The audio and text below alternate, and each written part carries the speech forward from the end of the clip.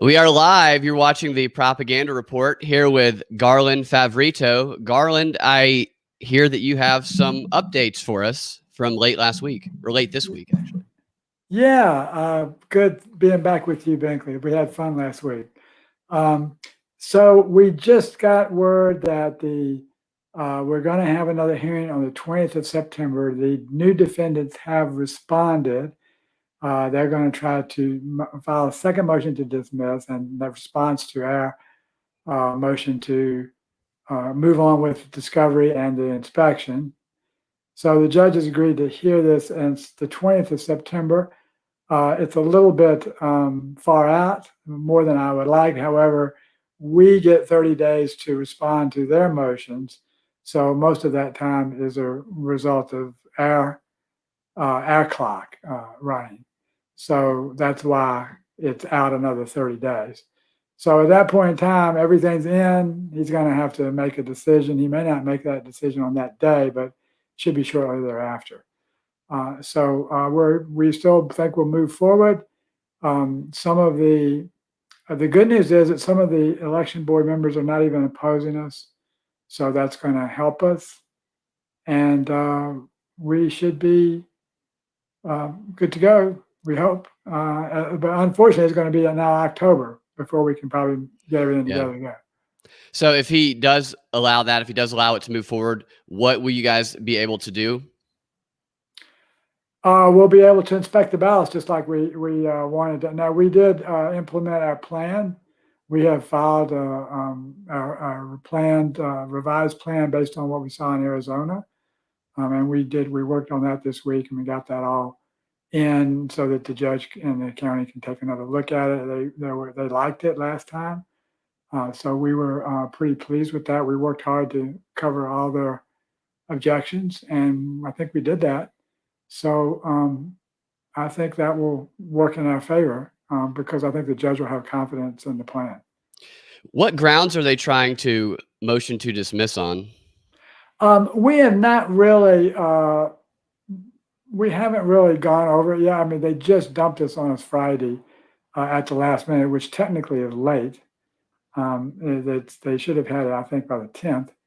But anyway, I don't know. It looks like they're trying to raise the same issues that are kind of dead, like official immunity and standing, which is absurd. I haven't really seen anything that I would consider to be a significant reason as to what that they could possibly get upheld, but we haven't really looked at it yet. So we'll have to, by next week, I'll be able to tell you a little bit more in depth about what we think about it. That is crazy that this 2020 election audit, so to speak, they've pushed it all the way out now to where we're almost into 2022 when you will finally be able to get your hands on the ballots, because they keep finding these reasons to slow things down, which tells me that, along with what you've already discovered, that you guys are over the target and that they're worried about what you're finding. Yeah, and everybody keeps saying the same thing. If there's nothing to hide, they would be showing their cards and saying, "Don't insult us. We have nothing to hide. You can come on in here and look at it." Yeah. Well, that's not happening. They're in cover-up mode. Not only Fulton County, but the Secretary of State's office, and I think it's because elections really have been a facade here in Georgia for the last 20 years. Absolutely. Did you catch any of the cyber symposium earlier this week? Yeah, I caught almost the whole thing.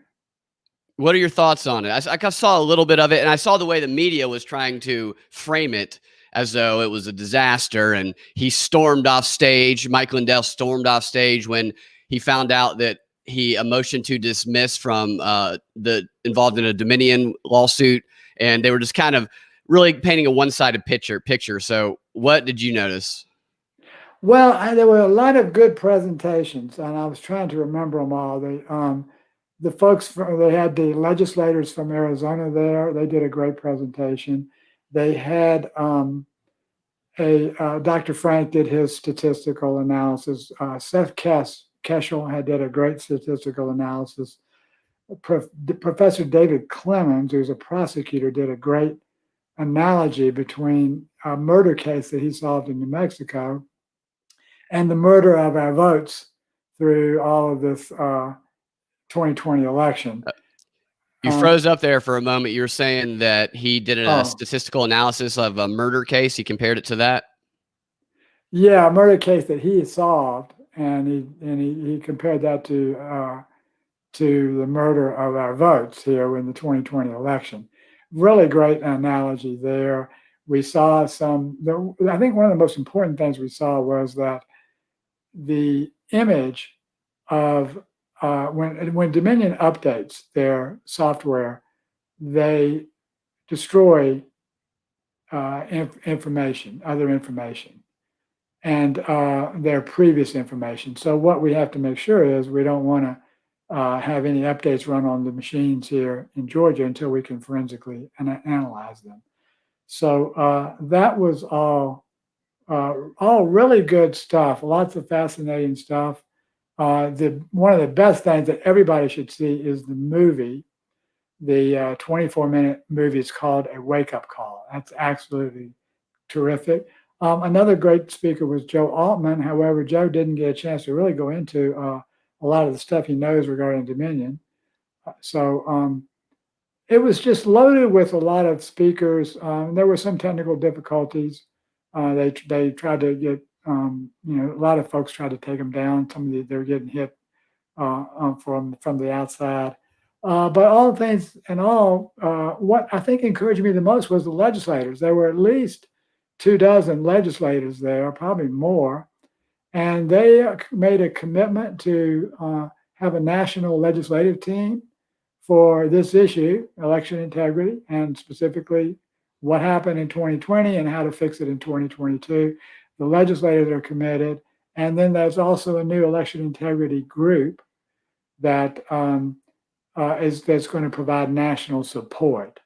That's fantastic. Yeah, it is. It's really, really good. Unfortunately, they won't help us much because we're kind of the trendsetters there on the bleeding edge. So we'll probably be helping that group out more than they'll help us. But it's a great group, and it's going to be a lot of help for other states. Yeah, they'll probably be coming to you to get a model for how to do it the right way, I would think. And a lot of people don't realize when it comes to that symposium that to put on a production just anyway, if there are no service attacks, denial of service type attacks coming from the outside, is already very, very difficult. Takes a lot of resources, lots of money. I know Mike Lindell, he has money, but you have to have an experienced production team. The stuff you see on CNN, Fox News, that level of production is very difficult to do. And when you have people on the outside trying to sabotage it, it makes it even harder. So the technical difficulties, I think that you can't really hold against them because that's just, it's not an easy thing to do, especially when there's attacks coming. So we had ours at our podcast in April. Yeah, totally. Yeah, live streaming it's a whole new ball game when you don't have the type of resources that mainstream news outlets do. We did see the comment worried about the destruction and loss of evidence. You had mentioned something about the Dominion. I don't know if that's a comment is related to the Dominion evidence destruction thing you were mentioning a moment ago. Yeah. So when the system is updated, which they will upgrade typically sometimes for the next election, it wipes off the audit logs and various other data files from the previous election. So basically, you lose the ability to go back and forensically examine the previous election once they update it. And that's one of the reasons why the officials in Georgia want to perform another update, I think. So I think that was one of the most important things that we got out of the cybersecurity analysis that they did on the, I guess that was Tuesday or Wednesday. They also did one showing a vote flip, but basically we already know that the machines are subject to vote flipping. So not just Dominion, but Diebold and some of the other vendors as well. Yeah, that's on Zoom. Actually, if you record a file within Zoom and then you record another file afterwards, at least with some of their settings, then that first file will be replaced and it will be lost, because that's actually happened to us when we recorded a show before. So just a lot of these technical systems, that's how it works when you follow up without saving it. Right, right. It's a common practice. It's not necessarily nefarious or sinister. That's just the way it's done. But we just have to be particularly aware of that, and not get forensic analysis done too late, which won't show us what we really want to look at. Yeah. Tania says that she's been to scientific symposiums that were not hacked and were still train wrecks compared to all the difficulties the symposium had. Yeah, those things are very difficult to pull off at a production level. If you ever worked in production, then you are familiar with that. Jeremy says, looks like 3 of the 5 Fulton board members filed motion to dismiss. If their motion is granted, would the case still proceed with the other 2 members as respondents? It certainly should. Yes. It should. Well, of course, we're going to fight that motion. We don't think it's really that valid, but yes, we absolutely should proceed anyway. So the judge will have a hard time not allowing us to proceed, because we got the defendants and the plaintiffs in agreement. Maybe we need a consent agreement. Yeah, we have Kathy agreeing that Clement's analysis was excellent. And I think somebody flashed the link for where the video was. Yeah, your wake up call to save our country. That's the one you were recommending people to watch. If you're just listening to this, it is frankspeech.com/TV/video, your wake up call help. It's probably featured at the top of Frank's speech, if I had to guess. So you have there's a picture. There's a picture of Phil Waldron on it. But okay, great. It's awesome. It's a big clip. Yeah, you're right. 24 so minutes. You have a fund, not fund with a D, drop the D. You have a fundraiser coming up tomorrow. I know that you're going to be raising money because they're making you guys pay for all of this effort, and you guys aren't, CNN, Fox News. You don't have a bank account flush with money. You guys are having to basically scrap it together here. So all these fundraising efforts are going towards a great cause. So tell us about what's going on tomorrow. Okay, great. Thank you, Bankley. Appreciate it. So what we're going to do is we're going to have a fundraiser. So the way this got started, it's actually going to be a benefit concert. The way this got started is Aviva, who I think everybody knows now. She's kind of approached me and she said, I'm getting the Flying Penguins back together. And Aviva I've known her from libertarian circles that we both run in, even though I'm Constitution Party elections director. We are both libertarian minded. But what's interesting about Aviva is that she's pretty much a lifelong progressive. So, she's kind of a free soul. She's independent in her thinking. And she says, never been involved with, Republicans or Trump or anything like that. But she says, I really believe in what you're doing. I want to do a concert for you. I just want to come over and I want to play. So she was thinking on a smaller scale. And I said, well, look, let's just open it up for all VoterGA volunteers as a thank you, because, the volunteers have done so much. They put their heart and soul in it, their money, and their heart and their soul. So we wanted to thank them. So it's a thank you for our volunteers. And it's also a thank you for the folks nationwide who've helped us out. And we're going to, through donations and other things. So we're going to live stream the first, from 6:30 to 8. It's going to start at 6 o'clock. We'll have hors d'oeuvres, cash bar, and then Aviva's going to do 2 sets. We'll live stream the first set, and then we will basically, say thank you to our national folks that have helped us so much, and then we'll just have a little party for our local volunteers. So we're hoping everybody comes out. You don't have to have volunteered to come out. You're welcome. We'd love to see you out there. Is there a limited number of tickets available, or is it open for all? Yeah, it is it's open for all. We're not sold out yet. We've got a large room to seat 150 people. And of course, up on VoterGA.org events, you can register. We would urge you to register today. We do have to get a food count, hopefully by this evening, but the restaurant's being very flexible. It's Alpharetta, Georgia, 6 to 10 p.m.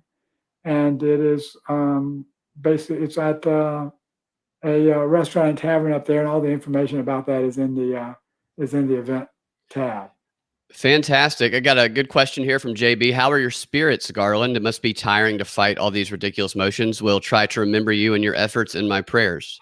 Amen. We have so many people praying for us out there. We really, really appreciate that. Every prayer counts, and that's just terrific. But I was a little bit disappointed that we're going to have to wait 30 days, but that's basically, folks have to understand that's the way it works. They file a motion, the judge has got to give us the 30 days to respond. And they had 30 days from being served. So all of this delays occurred from the sovereign immunity constitutional amendment that was passed last year, which I think is a good thing for Georgia. It's just that we ended up being the guinea pig and it slowed us down. So it's kind of frustrating. However, in the next 30 days, it gives us some time to work on some new initiatives. We have some new exciting things that we want to do, and we're going to take VoterGA to the next level nationally. And I think we're about a week away from really becoming a true multifaceted organization. So, and we'll tie in with some of the things that happened at the symposium, and we're expecting to do some really, really good things in the next 2 weeks. Fantastic. So maybe next week or the week after, you can preview some of those things y'all are working on. I'm sure it'll be nice to stretch your arms to a different subject. Maybe it's not always as focused on Trump and Biden and counting those votes. I have a good question here. Where'd it go? Nate wants to know if Ruby Freeman and the mom has been deposed under oath. Has there been any depositions there? All discovery is on hold. Okay. Yeah. So that month long, it's going to give you guys time to work on your other stuff and to work on your case here. Also going to give them time to continue to find ways to try and, railroad the process a little bit. So I can imagine that's always a mental exercise. And okay, what are they going to throw at us next? How are they going to try and divert this next? How are they going to try and sabotage it next? Because there are endless ways. All you got to do is crack open that simple sabotage manual and then modernize it. And that's kind of what they're doing to you guys. Yeah, exactly. But by the way, I see our little bots back, Teresa, and I want to encourage her to put a question in the chat. If there's anything that she would like me to answer, she's feel free to ask any question. I'll answer it rather than just stating false opinions. She's making a bunch of assertions without asking any questions. Right. So I'm here, Teresa, to answer whatever question you would like to put in the chat. And we'll answer it, and that's fair because I like the hard questions, and that's I'm all about answering any and all questions, as you know. Fantastic. You're open for the challenge. Kathy says, thank you for all the efforts in the audit truth and saving our country's future with election integrity. Prayers appreciated as well from everyone. So you're getting a lot of love. Thanks, Kathy. Yeah, I appreciate that. We really do. It's so that, and it's so encouraging. I go out there. I did a presentation down in Coweta this morning, and met so many people I've been working with decades. And then there were so many new people there that are committed, and they're all just pouring love on me, and that really keeps my spirits up and going. And we have so many volunteers doing so many things. People are coming out of work. One of the folks down there I'll give a shout out to, his name was Brad Grossman. He's new to this movement.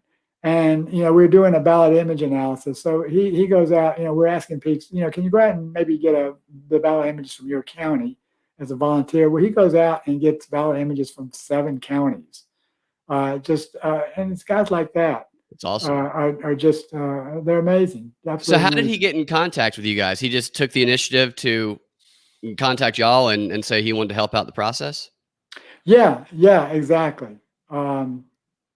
And I don't really know how he got hooked up with us, but he's been instrumental. He showed up at the hearing to testify. He's doing all sorts of things. And these people like Brad just are really, they're so encouraging to me, and they're encouraging to all the leaders who have been, leading this various efforts for the last couple of decades. So we're really high on all his work down there. Yeah, when people take action to do the right thing and they do it the right way, that I think inspires others to take action as well. And it gives them motivation, and it gives them a model to follow. So it's always good to hear about people doing great work like that. I wanted to say something about iTumblr's comment here, where he says that Mike, talking about Mike Lindell, overpromised and underdelivered, and that VoterGA's effort and the Arizona audit is professional and objective, and that Mike needs to take notes. I'm not as familiar with the Arizona audit as I am with this audit, but I would agree that Mike Lindell he's a PR guy. He's driving traffic to his website and stuff, and that can be, depending on what the ultimate goal or the end of it is, that that can be good or bad. But the way you guys are doing it, when you're just kind of sticking to the facts and you're doing the legal process, that is the way that stuff gets uncovered. That is the way that you get to the truth. We see people in the media now, the public has been trained. These activists, like our friend Teresa here is definitely an activist. We see that they are trained to be sensational. They are trained to do these things that they're taught that they're going to get attention by being over the top, outrageous, and just blatantly stating disinformation to pull people in. And once they get them to be part of their organization, then they can kind of mold them and control them in certain ways. And it's refreshing to see a group like yours that's actually doing things the right way and not doing that. Well, yeah. So in fairness, so just to analyze, or try to give you an honest analysis of Mike's presentation, I think that he proved that there was a foreign influence into the counties, in various counties, into and probably the county election service. In fact, we have evidence of that, hardcore evidence to back some of his assertions up. Where I don't think he's proven yet is, did that influence and access actually flip election results? That's the piece where we need more evidence on, and particularly if you were trying to make that hold up in a court of law. So that's an honest analysis. I think that was the good, and what we need to work on. Yeah, and the way that Mike does some of his, that I've noticed, the way he does some of his presentations is he makes these big promises because he knows that's the way that CNN and other networks are going to cover it, because by making those big promises, it gives CNN fuel to just talk about how they're going to debunk it, which from his perspective, it might be, well, this is also a way to get this idea in front of their audience, and it could drive a few people to watch it that might see what you saw, and that there was a link to possible foreign influence, but there's some other things that need to be proven as well. So I think it's probably a PR strategy to win a few of a new audience over to the cause. See, I've still not seen a question from our friend who has been making a lot of assertions. Yep. Yeah. Again, I'm encouraging her to ask a question. So let me try to address one of the things that she mentioned. So there's no duping going on by Javon. Basically, every expert that's looked at this, and there's been quite a few, agree that we must have 600 DPI images to be able to determine if the ballots are counterfeit or not. So the concept that Javon has duped somebody is just completely bogus. It's he's exactly consistent with all the other experts, and that's why we need to scan the images, because this compressed 200 DPI image isn't good enough to determine whether or not the ballots are counterfeit. They are good enough to determine how the votes were counted, and that's what we're looking at right now. We're analyzing where the discrepancies are in what was reported versus the ballot images. And what we found out, in our last press conference, is that 60% of what was reported in batches is incorrect. Fulton County error rate is 60%, and that's not 6%, not 16, not even 0.6, it's 60%. Over half of the batches, when you add up Biden, Trump, or Jordan votes separately, they don't match what the reported results are. So we've got some really big issues. Thousands of votes were included in the audit results of duplicate votes. That's beyond question. Anybody can look at our evidence and perform the analysis we did, because everything we do is public record. So and then we had the falsified tally sheets on that, seven tally sheets with 850 to nothing votes on it. All of that is public record. So and that we were able to determine from the 200 DPI compressed image, which is probably more closer to 70 DPI. But but we do need 600 That's indisputed by virtually any and all experts. They all saying the same thing. 600 DPI will allow us to detect whether or not there are, in fact, counterfeit ballots in that 147,000 that Fulton absentees that Fulton has. Yeah, I think it's important to point out that what you just stated about the discrepancies that are uncovered, that those facts are not being disputed. And the quote debunks that you see on Snopes, on PolitiFact, wherever, the AJC, the debunks actually admit these facts within the debunk, but they just say this was just an accident. It was a mistake. Raffensperger's come in and fired people based on it. Oops, it wasn't intentional. And anybody who says there's widespread voter fraud is propagating the big lie. So they admit it in the process of trying to debunk it by debunking the straw man argument of widespread voter fraud being claimed everywhere, which is not being claimed everywhere. Now, it might ultimately be discovered, but that is what the process is for. And they agree. They actually agree on what you just said, all of the people that try to debunk it. Unless I have not seen anybody actually object to what you just stated. Have you? Well, no, you're right, Binkley. So what they do is they just completely ignore the facts. And then they say it's false because the Secretary of State said it's false. Well, wait a minute. What facts did the Secretary of State present? Yeah. Do you know that he has a track record of false information? That doesn't matter to them. So what's humorous about this, as you said, they can never refute the facts that we present. They only claim that what we're presenting is false because somebody else who's lying said so. And that's one of the primary techniques. Yeah. PolitiFact did a whole fact check on that. And we debunked their fact check by finding that they had 20 false statements in a single article that they published, and including 8 pants on fire lies, along with their 6 mostly false statements and 6 or so false statements. Yeah. So Teresa has put a couple of questions. I think you addressed some of them, but just so she can't claim that you didn't.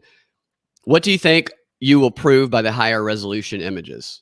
Yeah, now see, that's a really good question. So the answer, I think we just answered, that will determine whether or not there were counterfeit ballots in the absentees. And the reason that the judge has allowed us to get to this point is because we have 4 sworn affidavits from senior poll managers that there were counterfeit ballots that they counted and audited in the November 14th, 15th audit in Fulton County. And you said a moment ago that that's what the experts on this subject agree, that is those higher resolution ones are what is needed. Now, her next question is, why do you believe in Pulitzer's technology? He is the only. We did some extensive analysis of who's out there, and he's one of the only people who can actually do image analysis on a ballot. He totally understands the issue, and that's why the other side is so petrified, and they are just trying to attack him all the time because he actually has the brains to basically analyze the ballots, and he knows all the various aspects, more so than any other expert out there. There are but there are document forensic experts who we will call on to verify whether or not these ballots are counterfeit or not. But so they will either corroborate or not Javon's technology. Javon is unique in that he has the best image analysis technology for doing this. But anything that we use from him will be corroborated by a career document forensic expert. So there's no reason for her to be concerned about him misleading anybody, because we're going to have a half a dozen experts, and they're all going to probably corroborate each other. So it's not dependent on this one person that she is trying to knock the credibility out of. Exactly, and see the I hate to say the left, but I hate to get into the left right thing. But yeah, but folks on the other side are so concerned about him, and with Javon, I just find it humorous. I mean, he's just one drop in our bucket, And Yeah. I mean, he's a very good drop, and he's very essential to the cause. And I certainly believe in his technology, but in no means does our case rest solely on any one person producing something. So I think she can rest assured that there's no way that he could mislead us or anybody else for that matter. Yeah, she's using a tactic here, which Indivisible they teach in one of their little activist trainings, where they tell you never to really address the content of the arguments of what is discovered, of the facts that come out, but you always attack the motives on a moral basis of the people on the other side, and to try and discredit them and never actually go into the content. That is an expressed way that they teach how to fight these arguments. It's a dumbing down technique, so that you completely avoid the actual substantive issue and get into other unrelated things, like Pulitzer's name and that sort of thing, which is unrelated to his ability to deliver the technology that we need. Yeah, and the question she followed up with that is another personal attack on him about him changing his name after QCAT failed. I'm not sure what QCAT is. Yeah, I mean, I don't know whether. I mean, it is a fact that he did change his name, and I think that's odd. That's a bit strange and odd. But that I mean, we did a lot of research on what experts to use, and we did not uncover those.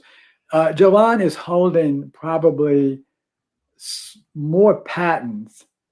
In fact, he has more patents than Tesla, Bill Gates, and most anybody else, Steve Jobs and Wozniak. He's holding, I believe, and y'all can research this and double check on me, more patents than any of these folks. And a lot of them are scanning patents.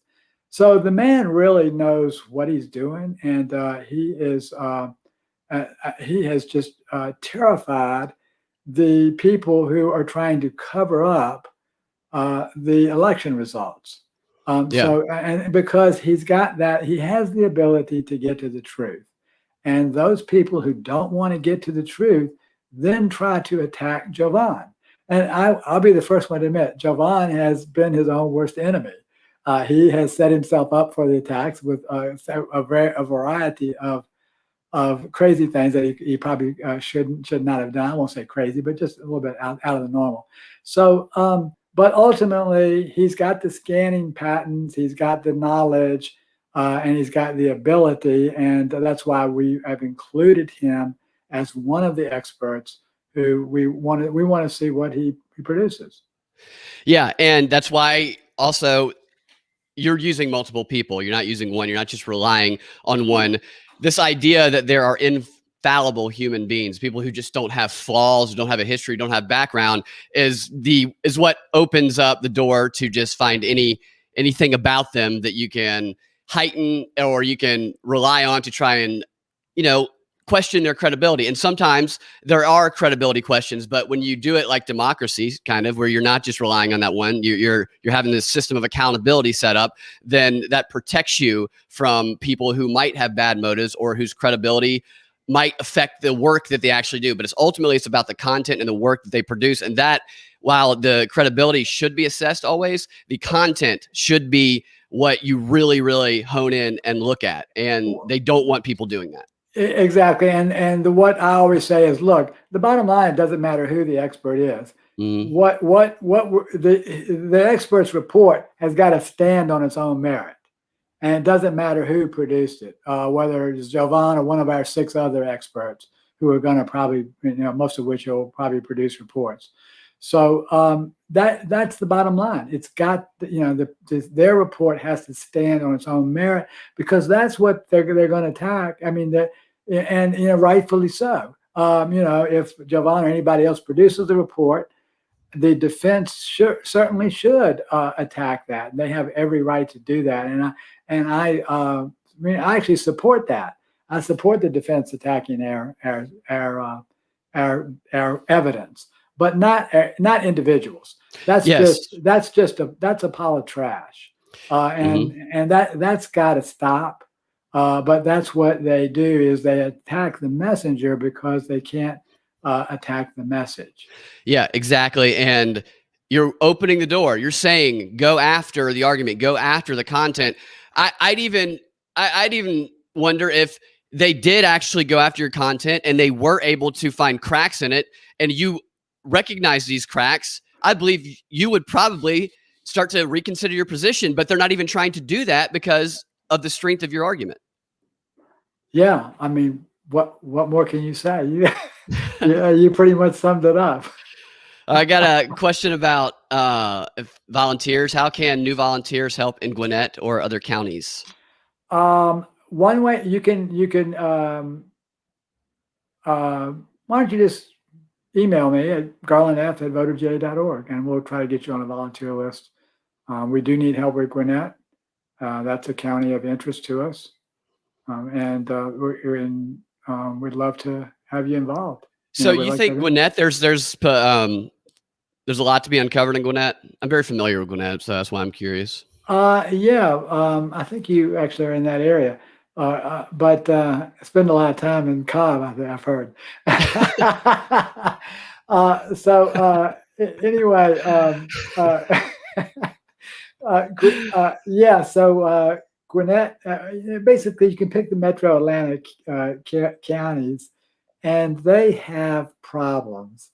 And you get into the smaller rural counties, and they're seem to be a little bit cleaner.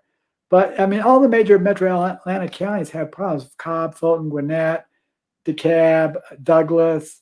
Right there's 5 that really need to have a full audit, and let's see what these ballot images say and how they compare to what was reported. There's a lot of issues there that need to be looked at.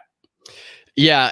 So email Garland if you want to help in those areas. And I saw some people asking about they don't see all the comments coming up. This is streaming to 3 different places, so we see all the comments. So you're probably only seeing the comments coming in from where you're watching it. I think we've got time for a couple more questions here, then we'll wrap it up. iTumbler again wants to know what got you interested in election integrity, and do you support the new election laws? Okay, so the first question is a long story, and if we can, it's a good story though. So do we support the new election laws? There's good and bad and ugly in the new election laws. We'll say there's good and bad. Let me give you an example. Well, a good thing was we got ballot images public record now. For the first time, you can go and get the ballot images from election. Huge victory for election transparency. That's a great thing. What I think an example of a bad thing is the Secretary of State attempting a law that allows them to take over a county's operation. That is a bad thing because the counties are sovereign. We, Constitution Party, we believe in sovereign, in counties having sovereign. And you don't want the Secretary of State's office, who has its own horrible problems, taking over Fulton County just because Fulton County has a set of horrible problems. You don't want the blind leading the blind. So that's not an acceptable law, but that was put into place. So that would be an example of a bad one. So it's a mixed bag from my perspective. It's there's good and there's bad. I think anybody that portrays it as all great or all bad are just basically blowing smoke for political purposes. It's just a nutshell and a mixed bag. And you have to look at almost every provision one at a time to say, yeah, I think this is good, or no, that's bad. Fantastic. Yes, he did answer that question. I just typed in the comments, yes, he did answer, and it made it look like you sent that response. So that was not Garland that sent that response. That was me. I don't know why I did that. Okay. And so if somebody wanted to hear that email address one more time. GarlandF@VoterGA.org is one way to get a hold of me. Okay. Or you can go to VoterGA.org, contact us, and you can put your stuff in there. We're a little bit slow at doing that, but we'll be looking at trying to get that updated this week. I think we're going to have a little bit of time. We have a little bit of calm before the storm. So VoterGA.org, contact us tab is another way to do that. And there's also a way to volunteer through the Constitution Party that sponsors our calls on Saturday morning. So they have a a volunteer link there that I think it was just activated. Fantastic. And I believe you addressed this towards the beginning of the show. Any word on Friday's motion to limit meeting to plan to discuss auditing? Is that what we were talking about at the beginning, or is that something different? Limit meeting to plan or discuss auditing. I'm not sure about that question, but what happened on Friday was there are motions were made. We now have 30 days to respond, and the judge has set a hearing for the 20th of September. Okay. I think you're in Cobb. No. Yes, I am. You're correct about that. It's very, very perceptive in that, right? I really find your references to Lindell being no, they're talking. I'm sorry, I'm reading a comment about a commenter. So commenters are talking to commenters. We love you, Garland. God bless you, and God will protect you. So I think that wraps it up. Unless you have anything else that you want to press. Well, no, let's just back up with Binkley. Thank you. Let's another plug for the show on Sunday. Again, this is going to be a lot of fun. I hope if anybody is out there, love to meet you.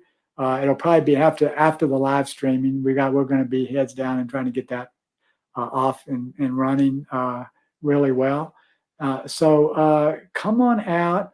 I understand the food is going to be good. They are going to be, I think we're having kebabs, steak or chicken over rice. So it's going to be a really nice menu.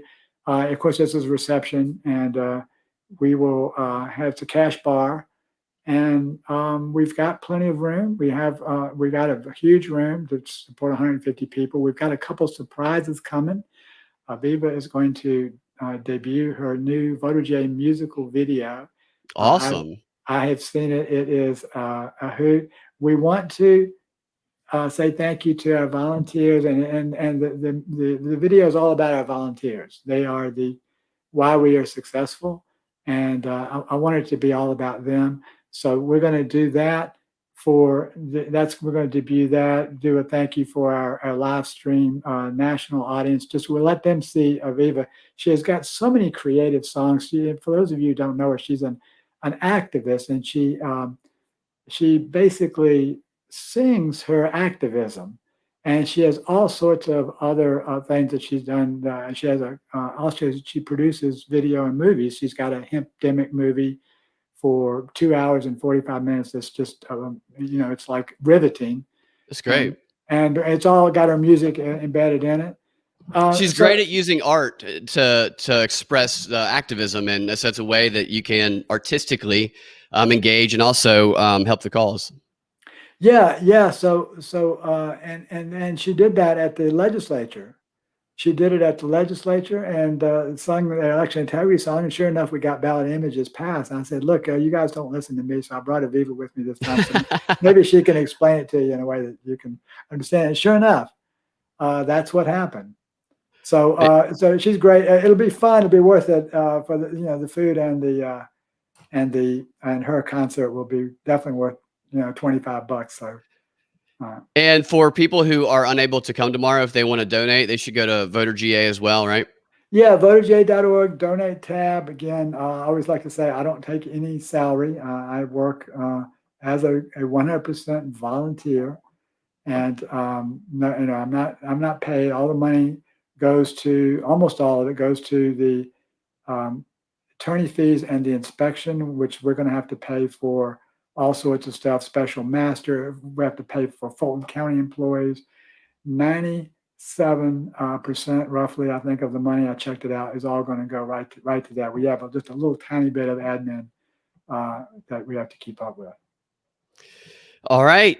Well, thank you, Garland, for your time and for all the great information again, and for addressing the very important questions that our troll had to ask. So I admire your openness and your ability to do that. Well, hopefully we'll convert a few trolls at some point in time. So, definitely. I like the good questions, so I'm glad she finally decided to ask some this time. Fantastic. Well, I will Well, see you tomorrow night, and everybody else who's there, I'll see you tomorrow night. Go ahead. yeah, and one last thing to answer our last troll's point. No one uses me because I'm not dumb. I've been around a long time. I've been around a long time, more than most people. So I know the game, and there's nobody out there that is using me in any way. I'm not stupid. Fantastic. So yeah, Yeah, I'm a true believer in what Mike's doing. fantastic. All right. Thanks, y'all, for watching. Thanks for the great comments and questions. We will talk to you next time, and we'll see y'all tomorrow night. Have a great day. See you later, Garland. Thank you, Brad. See you tomorrow night. Brad's Yes. hosting. Brad's hosting. Yes, it's going to be a blast. Yeah, looking forward to it. All right.